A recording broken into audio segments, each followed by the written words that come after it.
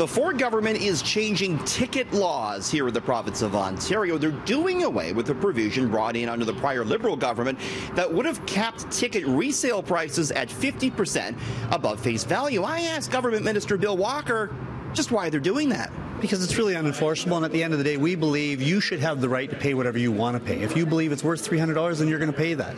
Our job is to make sure it's transparent. It seems like you're catering to the StubHubs of the world, are you? No, not at all. And at the end of the day, again, the Liberals brought out a lot of things that sounded really good, but how are you going to enforce that? How do I tell you you can't spend $500? Why don't you enforce it? Why don't you put effort into enforcing it? Why would you? If you want to buy a car, if you want to buy anything, I don't come and tell you how much you can pay for a car, so why is a ticket any different? The reason the minister gave for doing away with that was that it was unenforceable. Who's going to enforce it? He has a point, right? Well, I think the thing is you can create a law, and then you have to find mechanisms by which to enforce it. And maybe you don't catch everyone, but what you do is you start to pick off those people who are the most egregious in terms of taking advantage of consumers. So why make the change? Did the big ticket players have anything to say about it? Did StubHub or did Ticketmaster ask you or the government to do this, to get rid of this provision? Not at all.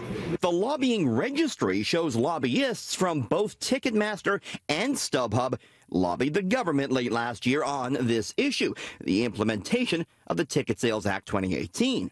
And were there to specifically lobby, among others, the Minister of Government and Consumer Services, Mr. Bill Walker. I think at the end of the day, you as a consumer have the ability to say, I'm prepared to pay X. I'm an auctioneer. If you want to pay $1,000 for an item that's only worth $50, I'm never telling you to stop doing that. Because the minister said it's a market no different than, buying a used car or whatever. You pay whatever the value of it is.